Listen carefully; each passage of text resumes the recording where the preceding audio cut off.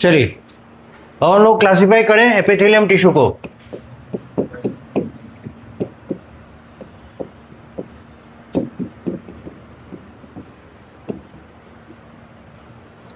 इसको हम लोग दो पार्ट में बांटते हैं, सिंपल एंड दूसरा कंपाउंड।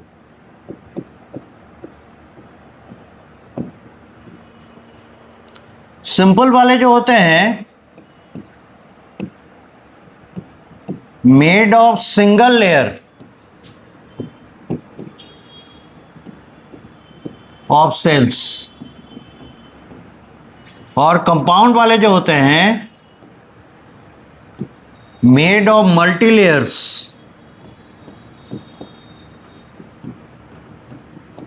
ऑफ सेल्स, बहुत सारे सेल्स के लेयर से बने होते हैं। अब सिंपल एपिथेलियम,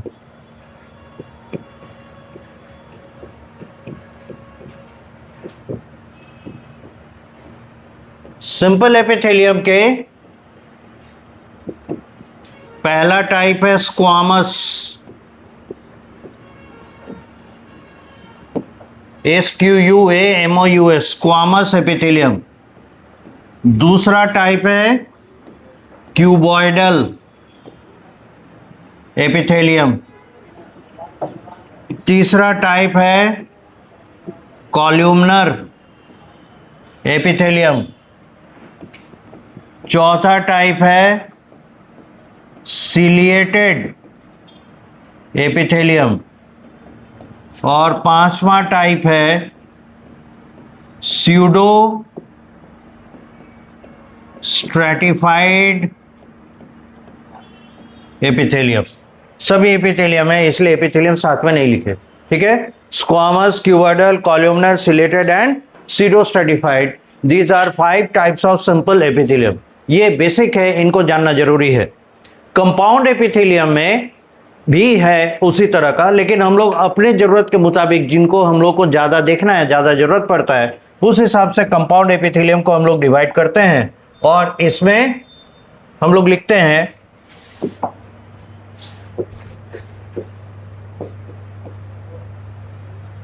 कंपाउंड एपिथेलियम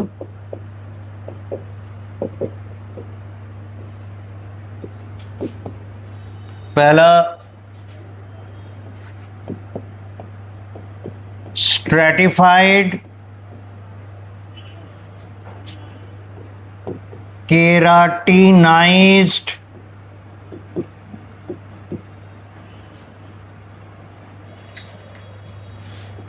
दूसरा स्ट्रैटिफाइड नॉन केराटिनाइज्ड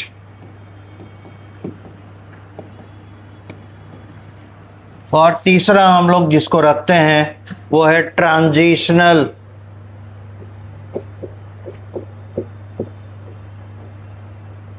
एपिथेलियम। फिर एटसेट्रा डाल देते हैं। इतना डिटेल हम लोग नहीं करने जा रहे हैं, इतने की जरूरत हम लोग को पड़ती है। और टिश्यूज, ये ऑर्गन सिस्टम जब हम लोग देखेंगे, उन ऑर्गन सिस्टम्स को पढ़ते समय इनका ऑफ एंड ऑन जरूरत पड़ता है, ये काफी है ना, चर्चा में आते हैं। इसीलिए हम लोग एपिथेलियम को इस तरह में ही रखते हैं, ठीक है। यहां तक लिखिए।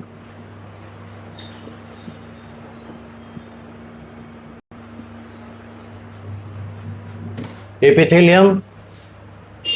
अब इसके बाद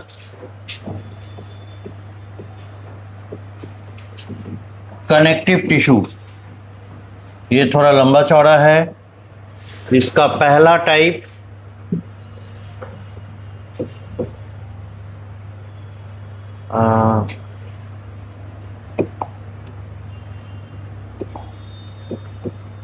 लूज कनेक्टिव टिश्यू,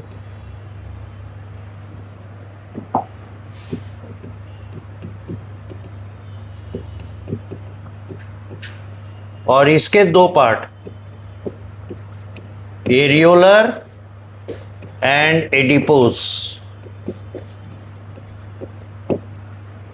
दूसरा है dense connective tissue,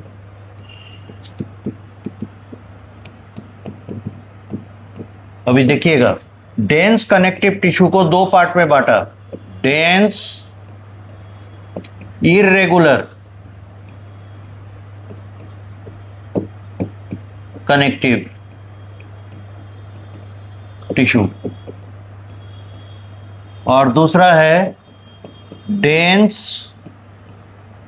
regular connective tissue.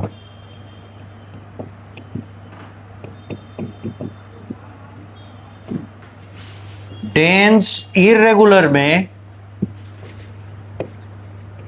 White fibrous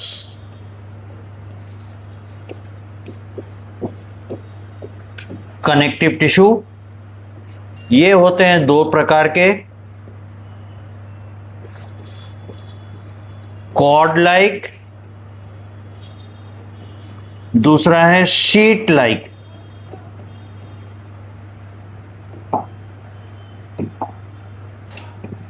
दूसरा है शीट लाइक। और इसमें दूसरा टाइप होता है yellow fibrous connective tissue, short में कनेक्ट लिखा हुआ है। ये भी होता है दो तरह का, कॉर्ड लाइक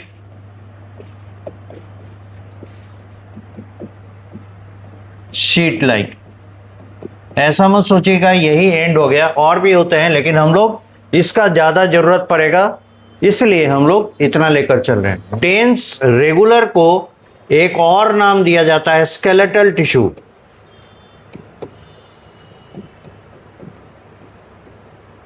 और ये दो तरह के हैं, एक है कार्टिलेज और दूसरा है बोन।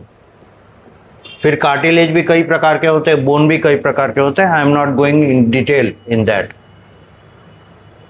डेंस कनेक्टिव टिश्यू के बाद तीसरा टाइप है फ्लूइड कनेक्टिव टिश्यू।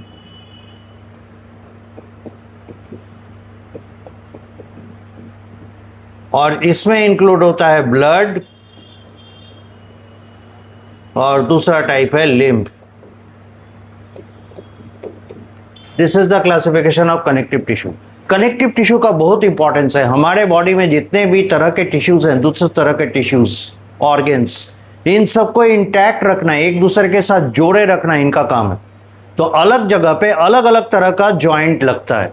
जैसे एक ग्लू है, एक चिपकाने वाला पदार्थ, वो जो आपका सनमाइका प्लेन है, लकड़ी के साथ उसको चिपकाना है, वो अलग होगा। वही वाला पेस्ट क्या आप फोटो चिपकाने के लिए यूज करेंगे फॉर्म पे, वो दूसरा होता है ना। फिर आप किसी चीज को, जैसे फैन है, फैन में कुछ चीज चिपकाना है, वो लगातार घूम रहा है, तो इसमें एडेसिव पावर और ज्यादा होना चाहिए। तो जो ग्लूइंग मटेरियल है, दीवार पे आपका पेंट चिपका हुआ रहता है ना, तो उसका कुछ अलग प्रॉपर्टी होता है। लोहे का गेट है, उसके ऊपर जो आप पेंट चढ़ाते हैं उसका प्रॉपर्टी अलग होता है। क्यों लोहा को छोड़ नहीं देता है वो पेंट, उसका कुछ अलग प्रॉपर्टी है। तो ये सभी चिपकने वाले पदार्थ हैं, लेकिन इनका जगह के अनुसार प्रॉपर्टी अलग अलग होता है। ठीक उसी तरीके से ये भी जोड़ने वाले, चिपका के रखने वाले पदार्थ हैं कनेक्टिव टिश्यू, तो जगह के अनुसार इनका प्रॉपर्टी बदलता है, इसीलिए इसमें इतना वेरिएशन आपको मिलेगा। Connective tissue, that is why becomes one of the vastest kind of tissues in the animal body, especially in the human. Note कीजिए।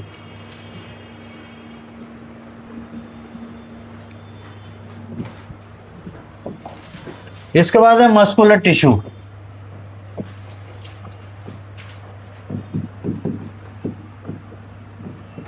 मस्कुलर टिश्यू को बांटा गया है तीन पार्ट में।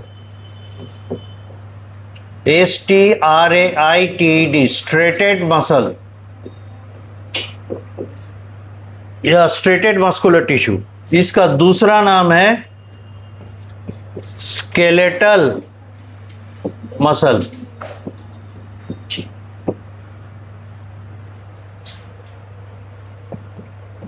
दूसरा टाइप है अनस्ट्रेटेड मसल, और इसी का एक और नाम है स्मूथ मसल। तीसरा टाइप है कार्डियक मसल।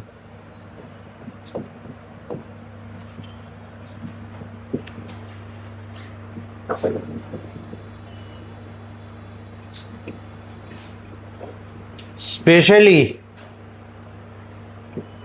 इन कॉर्डेट्स, कॉर्डेट यानी जिसमें नोटोकॉर्ड डेवलप करता है। अच्छा, उसके बारे में बात करेंगे। अभी यहां तक याद रखिए, स्पेशली इन कॉर्डेट्स। कॉर्डेट में जो कार्डियक मसल होता है, it is called myo, MYO, myogenic muscle.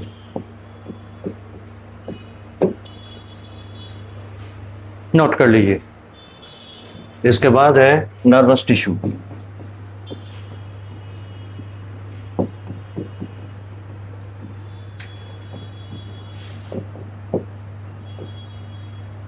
Made of neurons,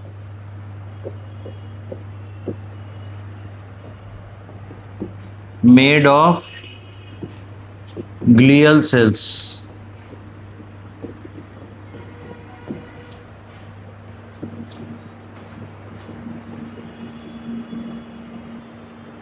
classification पूरा करने के बाद हम लोग पहले जो हमारा मेन मुद्दा है एनाटॉमी ऑफ फ्लावरिंग प्लांट्स, उसमें वापस आते हैं।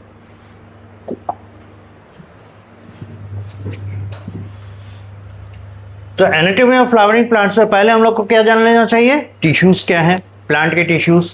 तो देखिए, तो प्लांट टिश्यू को हम लोग कैसे बांटे हैं? दो पार्ट में। और ये जो बांटा गया है, जानते हैं दो पार्ट में है, जो बांटने के पीछे लॉजिक है, किसी भी चीज को हम लोग जब अलग अलग पार्ट में डिस्ट्रीब्यूट करके पढ़ते हैं तो कोई तो एक प्रॉपर्टी होगा ना जिसके बेसिस पे हम इन दोनों को अलग कर रहे हैं, या दो से अधिक जो अलग हो रहे हैं, कोई एक कॉमन पॉइंट होगा जो कि उनमें डिफर करता होगा। जैसे एक क्लासरूम में जितने स्टूडेंट्स हैं उनको हम बांट सकते हैं किस आधार पे? उनकी हाइट के आधार पे, है ना। उनके क्लास में मार्क्स कैसे आते हैं, 50% से ऊपर वाले, 50% से नीचे वाले, बहुत सारा क्राइटेरिया है जिसके आधार पर क्लास को हम कई पार्ट में बांट सकते हैं। उसी तरह से इनको बांटने का क्राइटेरिया क्या है? Division, dividing capacity. तो ये जो बांटा जा रहा है, प्राइमरी सॉर्ट ऑफ जो डिस्ट्रीब्यूशन है, दो पार्ट में जो बांटा गया है, ऑन द, पहले ध्यान से देखिएगा, on the basis of dividing capacity. और बच्चों इसलिए ये इंपॉर्टेंट हो जाता है ठीक सेल डिवीजन के बाद पढ़ना, क्योंकि सेल का प्रॉपर्टी, सेल का डिवीजन ये हम लोग जान चुके हैं। अब देखना होगा टिश्यू कैसे काम करता है। तो टिश्यू में जो सेल्स हैं, टिश्यू किन से बने? सेल से ही मिलकर बने हैं ना। डेफिनेशन हम लोग टिश्यू का क्या देते हैं? कॉम्बिनेशन ऑफ सेल्स, है ना। अब वो सेम टाइप के भी हो सकते हैं, डिफरेंट टाइप के भी हो सकते हैं। तो है क्या, उन सेल का डिवीजन कैपेसिटी है कि नहीं, वो भी उस टिश्यू का प्रॉपर्टी डिसाइड करता है। इसीलिए ये टिश्यू जो है हायर ऑर्डर स्टडी है। तो on the basis of dividing capacity जो हम लोग बांटे हैं इसको, एक है मेरिस्टेमेटिक,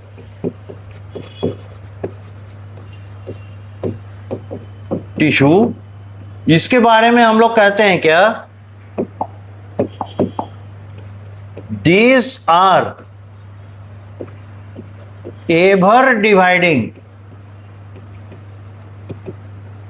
टिश्यू, ये हमेशा डिवाइड करते रहता है।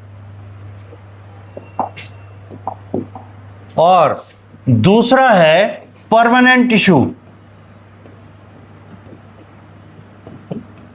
और नाम से ही पता चलता है परमानेंट यानी स्थिर हो गया, इनमें बदलाव नहीं आ रहे। ये होते हैं, these are never dividing tissue, ये डिवाइड नहीं करता। अब यहां पे आपके दिमाग में एक सवाल आना चाहिए, ठीक उसी तरह का जैसे सेल थ्योरी बनाते समय, सेल थ्योरी प्रपोज करते समय बाकी साइंटिस्ट लोगों के दिमाग में सवाल आया था। सेल थ्योरी तो बड़े बोल्डली बोल दिए गए कि जितने भी दुनिया में ऑर्गेनिज्म दिख रहे हैं, प्लांट दिख रहे हैं, एनिमल दिख रहे हैं, स्लेटन एंड शॉन ने जो कहा था, जहां से हम लोग शुरुआत किए थे, तो बोला क्या कि ये सभी बने हैं सेल से, प्लांट वाले प्लांट सेल से, एनिमल वाले एनिमल सेल से। तो तुरंत क्वेश्चन मार्क उठा, तो एक बात बताइए, नए सेल कैसे आएंगे? तब फिर रुडोल्फ वर्चाव को उतना समय लग गया और फिर वो बताया कि अरे सेल जो नए बनते हैं ना, वो प्री एग्जिस्टिंग सेल के डिवीजन से बनते हैं। ठीक, तो यहां पे भी सवाल उठेगा कि जब ये डिवाइड नहीं करता फिर इसको बना के दिया कौन? और ये जो डिवाइड करता है इसको बना के दिया कौन? है कि नहीं? तो ये पनपते हैं कहां से? They are from the embryonic origin. और एम्ब्रायो कहां रहता है? In the seed. एम्ब्रायो वो स्ट्रक्चर है सीड के अंदर का जो नया प्लांट प्रोड्यूस करेगा। ठीक है, तो नया प्लांट प्रोड्यूस होने में आप देखें कभी चना को अंकुरित होते हुए लंबे समय तक अगर उसको, है ना, मॉइस्चर दीजिएगा तो उससे व्हाइट कलर का एक स्ट्रक्चर निकल के आता है। और हम लोग ज्यादातर क्या करते हैं, उतना व्हाइट कलर का स्ट्रक्चर है फिर उसे पकाकर खा जाते हैं या ऐसे ही खा लेते हैं। अगर उसको और बढ़ने का मौका दीजिएगा तो देखिएगा एक और व्हाइट कलर का स्ट्रक्चर बाहर आएगा और उसमें एक ग्रीन कलर का स्ट्रक्चर लगा हुआ रहता है। तो जो ग्रीन कलर के स्ट्रक्चर के साथ निकल के आ रहा है दैट इज एक्चुअली शूट। और जो शुरुआत में निकलता है व्हाइट कलर का लंबा पूंछ जैसा, दैट इज रूट। यानी शूट और रूट प्रोड्यूस करने के लिए उसके अंदर, उस एम्ब्रायो के अंदर मेरिस्टेमेटिक टिश्यू पहले से है। और वो कैसे बने? From zygote. और जाइगोट कैसे बना? By fertilization. तो आप इसका ओरिजिन ट्रेस कर लिए कहां से कैसे कैसे बन रहा है।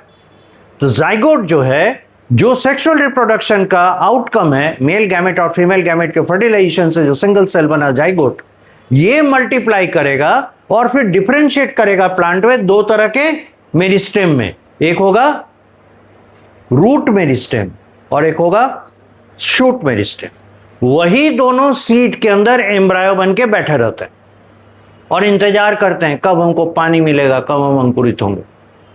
जब उन्हें मॉइस्चर मिलता है देन दे, है ना, क्या कहते हैं उसको, जर्मिनेट।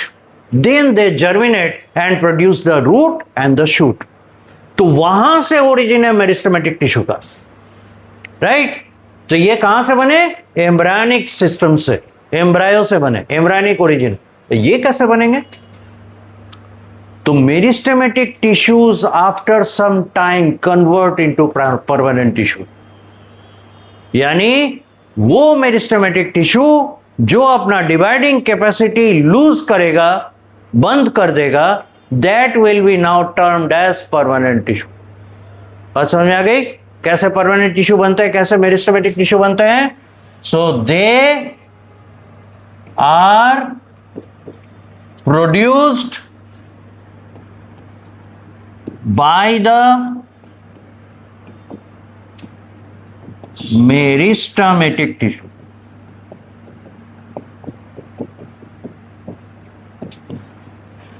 यानी जैसे मेरिस्टेमेटिक टिश्यू डिवाइडिंग कैपेसिटी बंद कर देगा, शो करना बंद कर देगा, वो परमानेंट टिश्यू कहलाने लगे। और फिर जब उनका ग्रोथ होगा अलग अलग तरीके से तो अलग अलग प्रकार के परमानेंट टिश्यू दिखाने लगेंगे। समझ में आ गया? तो हमें आप बच्चों एक बात बताइए, सेल साइकिल के पॉइंट ऑफ व्यू से, जो आपका 11th लेवल का बात है, सेल साइकिल के पॉइंट ऑफ व्यू से मेरिस्टेमेटिक टिश्यू आपको कौन से फेज में अधिकतर नजर आएंगे और परमानेंट टिश्यू आपको कौन से फेज में नजर आएंगे?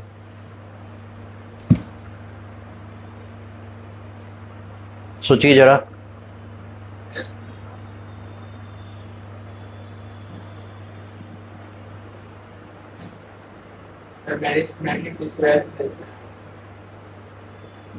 इस फेज में अगर पाया गया तो डिवीजन कर लेगा क्या?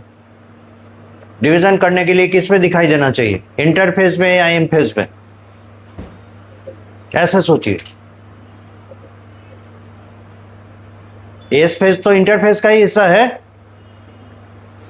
तो हम अगर इसको थोड़ा पीछे ले जाएं तो आपका जवाब हो जाएगा कि हमको मेरिस्टेमेटिक टिश्यू किस में दिखाई देगा, इंटरफेस में। ऐसा है ना? तो डिवाइड कब करेगा? एम फेज में ज्यादातर करके पाया जाएगा, अपने जीवन का अधिकतर हिस्सा ही एम फेज में बिताएगा, बहुत तेजी से डिवाइड करेगा। डिवाइड करना ही इसका मकसद है, इसलिए ज्यादा समय नहीं लेगा इंटरफेस में। दूसरे सेल्स लंबा समय लेंगे इंटरफेस में, ये ज्यादा टाइम नहीं लेगा। तो अधिकतर अपना जीवन काल किस में दिखाई देगा? अधिकतर आपको मेरिस्टेमेटिक टिश्यू एम फेज में दिखाई देंगे। जब भी आप वॉच करेंगे, उसको माइक्रोस्कोप से देखेंगे, अधिकतर टिश्यू आपको डिवाइड करते हुए नजर आएंगे, राइट? इसलिए ये जीवन का अधिकतर समय कौन सा फेज में बिताएगा? एम फेज में। अब उसी प्रकार परमानेंट टिश्यू के बारे में सोचिए, तो ये किस फेज में दिखाई देगा? एक जवाब आया, जीवन फेज। बाकी इंटरफेस में रहेगा। और कोई? ये एम फेज में आएगा क्या? सब सहमत है एम फेज में नहीं आएगा? सोचिए जरा, एम फेज में क्यों आएगा? एम फेज में आएगा तो डिवीजन करना पड़ेगा ना। आई डिवाइड कर ही नहीं रहा है, क्या लिखे हैं यहाँ पे? They are never dividing. तो डिवाइड करने के लिए ना एम फेज में आना था, जब डिवाइड नहीं करना है तो एम फेज में तो आना नहीं है, तो नेचुरली किस में दिखाई देंगे? इंटरफेस में। अब इंटरफेस में डिसाइड करना है G1 की एस की G2, सोच के बताइए। तो पीछे से चलिए, G2 से चलिए, क्या G2 में दिखाई देंगे? G2 में अगर दिखाई देंगे तो इनकी खाली तैयारी होते रहेगी डिवीजन की, G1 में ही रहना चाहिए, है ना? और आप पढ़े हैं, आपको जब सेल साइकिल पढ़ा रहे थे G1, S, G2 और M, तो वहां बताए थे कुछ ऐसे सेल्स होते हैं जो लंबे समय तक जीवन फेज में रहते हैं, उनसे बाहर ही नहीं आते। अगर वो बाहर आना बंद कर दें तो उन्हें क्या कहते हैं? वो सेल साइकिल से बाहर निकल गए। तो जो सेल साइकिल से बाहर निकल जाएगा वो कौन सा फेज में रह जाएगा? जीवन फेज में। और ऐसे जीवन को क्या कहते हैं? G0। तो ये आपको दिखाई देंगे G0, G0 फेज में। समझ में आया? तो देखिए, खड़े खड़े आप इनके बीच में डिफरेंशिएट कर लिए, कितने सारे प्रॉपर्टीज के बीच में, है ना, डिस्टिंक्शन हो गया। तीसरा क्या हो जाएगा? They are mostly observed in M phase. और इसमें कहेंगे they are mostly observed in the G0 phase. ये अधिकतर G0 फेज में नजर आएंगे, ठीक है? अब यहां से एक बात और आगे पूछेंगे, वो है क्या? जो लगातार डिवाइड कर रहा है, क्या वो वेस्ट मैनेजमेंट करना चाहेगा? आई मीन, अगर मान लेते हैं हम ऐसे ट्रैवलर हैं जो बहुत जल्दी से, बहुत तेजी से जगह बदल रहे हैं, क्योंकि मेरा काम ऐसा, आज यहाँ इस शहर में काम है, कल दूसरे शहर में काम है, फिर तीसरे शहर में काम है, तो हम एक जगह लंबे समय तक नहीं रह पाएंगे। मेरा जॉब प्रोफाइल ऐसा है। तो सोचिए, अगर होटेलियर पॉइंट ऑफ व्यू से सोचिएगा कि हाँ ये गेस्ट हमारे यहाँ आया, तो ये गेस्ट हमारे यहाँ कितना कचरा फैलाएगा? बहुत थोड़ा, है ना? तो बड़े आसानी से क्लीन अप हो जाएगा। और ऐसे गेस्ट के लिए सोचिए जो 15 दिन से टिका हुआ है और उसके बाद निकला, उसके कमरे से आपको कितना कचरा मिलेगा? काफी ज्यादा, है ना? हम क्यों ये बात बोल रहे हैं? एक सेल के लिए कचरे का डब्बा क्या होता है? वैक्यूल। वो भी प्लांट सेल है, इसीलिए वैक्यूल। तो किसमें वैक्यूल बड़े और इनफैक्ट वैक्यूल दिखाई पड़ेंगे और किसमें नहीं दिखाई पड़ेंगे? वैक्यूल दिखाई पड़ेगा और मेरिस्टेमेटिक में नहीं दिखाई पड़ेगा। दैट इज वाई इनकी टीआरपी है, जिसको कहते हैं ना यूनिक क्या कहते हैं प्रॉपर्टी, दे लैक वैक्यूल। इनमें वैक्यूल नहीं दिखेंगे। और आपको क्या पता है, तो ऐसा ट्रैवलर जो एक जगह लंबे समय तक टिक गया कचरा ज्यादा फैलाएगा, तो you must have a bean bag. They have vacuole.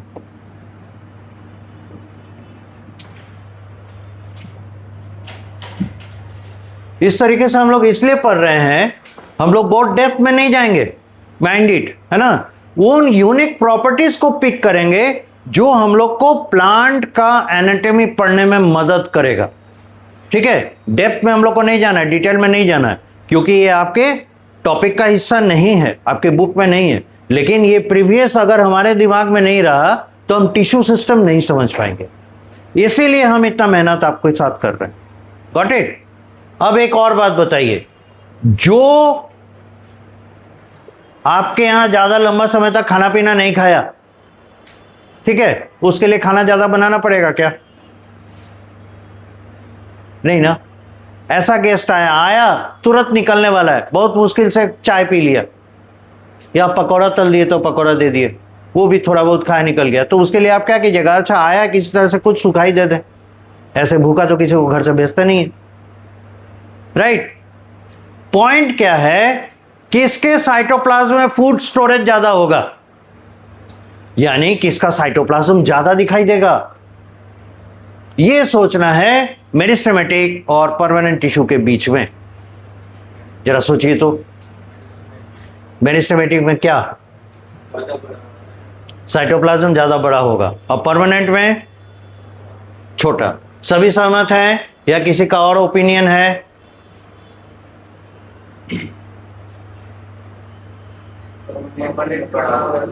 Permanent बड़ा होना चाहिए। देखे ना, सोचे तो ओपिनियन बदल गया। परमानेंट बड़ा होना चाहिए और मेरिस्टेमेटिक छोटा होना चाहिए, यानी साइटोप्लाज्म मेरिस्टेमेटिक का कम होना चाहिए और परमानेंट का ज्यादा होना चाहिए। क्या कोई बताएंगे क्यों, ऐसा क्यों सोचे? क्योंकि परमानेंट वैक्यूल भी बहुत बड़ा है। वैक्यूल बड़ा है, हाँ हाँ, तो ऑर्गेनेल्स को प्लेस करने के लिए भी एक्स्ट्रा जगह चाहिए, जगह चाहिए, हाँ। और थोड़ा अच्छा सोचिए, सही जा रहे हैं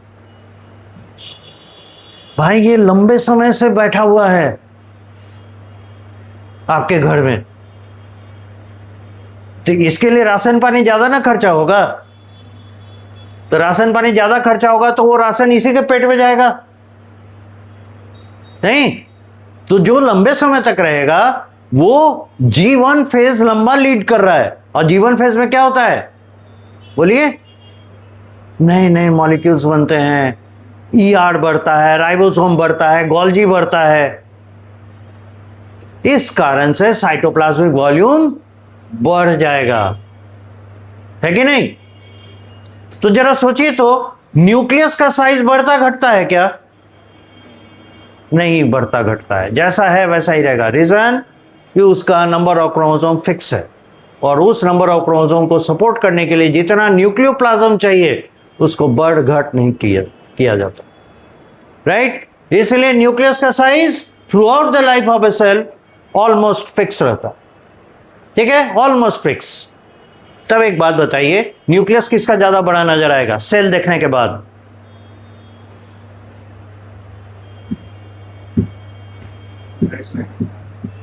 अच्छा एक चीज बताइए,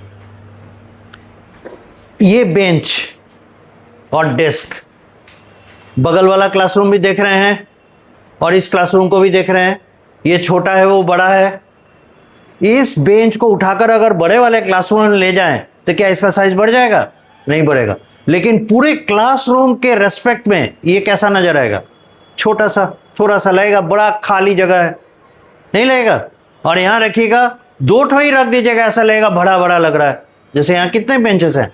मुश्किल से 10 जोड़ा होगा, 12 जोड़ा होगा। कितना दिख रहा है? 1 2 3 4 5, 5 दूना 10, वही 10 पेयर है यहाँ पे। इस 10 पेयर को बड़े वाले क्लासरूम में बैठा दीजिए, बाकी सब हटा दीजिए, देखिए तो लगेगा क्लासरूम पूरा खाली है, कहाँ कुछ है नहीं। यहाँ देखिए लगेगा भरा भरा। पॉइंट इज, अगर इसका डायमेंशन, इस हॉल का कैपेसिटी साइटोप्लाज्म है, तो number of benches and desks are the nucleus. तो आप समझ पा रहे होंगे हम क्या कहना चाह रहे हैं। छोटे क्लासरूम के रेस्पेक्ट में, पर्सपेक्टिव में, अगर न्यूक्लियस को हम कंपेयर करें तो लगेगा ना कि न्यूक्लियस बड़ा है, और इसी न्यूक्लियस को उस बड़े क्लासरूम में डाल दें, लगेगा छोटा है। तो हमको विजुअल ऐसा मिल रहा है, हमारा इल्यूजन है, पर एक्चुअली में ये अपनी जगह पे है, it is not changing. The surrounding is giving such kind of impression. तो मेरिस्टेमेटिक टिश्यू में आपको क्या क्या नजर आएगा साइटोप्लाज्म और न्यूक्लियोप्लाज्म या न्यूक्लियस के कॉन्टेक्स्ट में, वो सोचिए।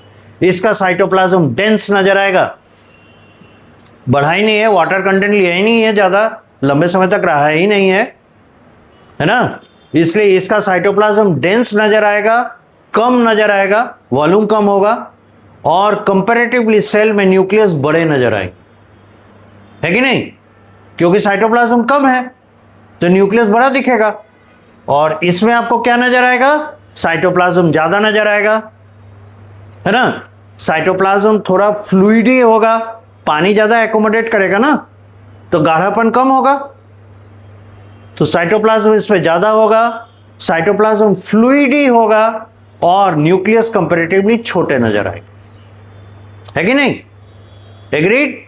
तो ये प्रॉपर्टी हम लोग प्लेस कर दें।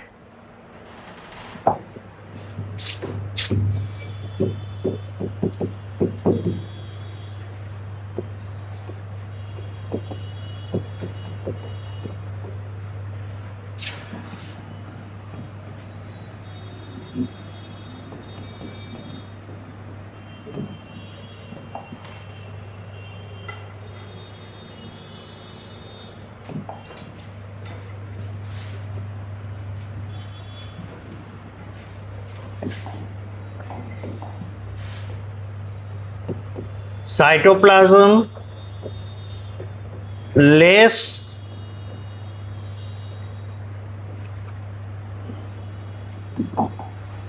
less in volume,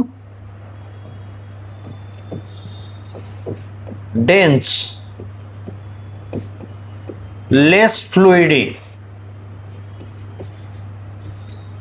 nucleus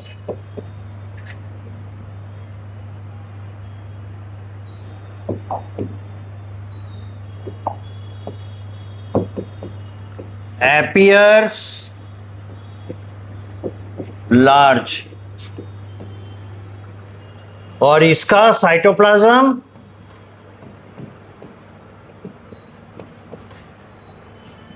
more in volume,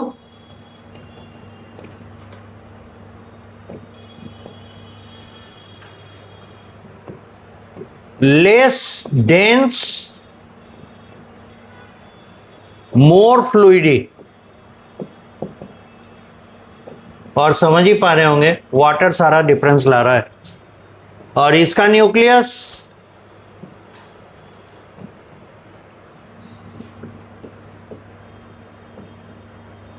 appears small। Note कर लीजिए, इधर लिख चुके हैं यहां तक, नहीं पूरा कीजिए।